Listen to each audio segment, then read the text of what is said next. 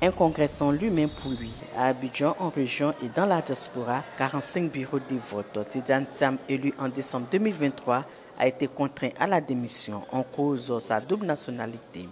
Les statuts du PDCI exigent qu'il soit uniquement ivoirien.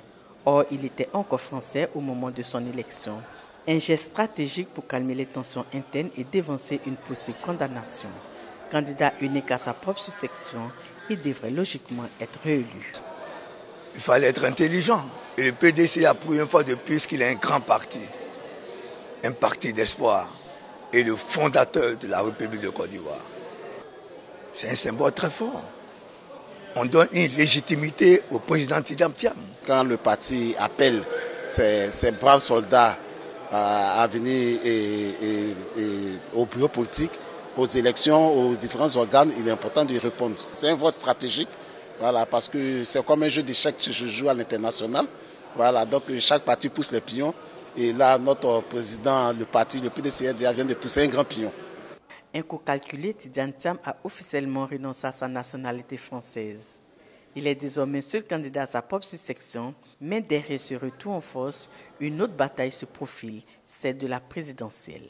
Selon cet expert, le PDCI devrait envisager un plan B.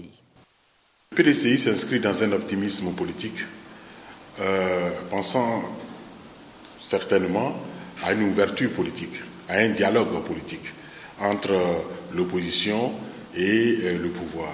Surtout allant dans le sens d'une nouvelle révision de la liste électorale qui permettrait à M. Thiam, n'est-ce pas, d'être inscrit sur la liste électorale sans possibilité d'y être radié. Les obstacles judiciaires et politiques sont nombreux, ce qui oblige le PDCI, à mon sens, à voir la possibilité d'un plan B.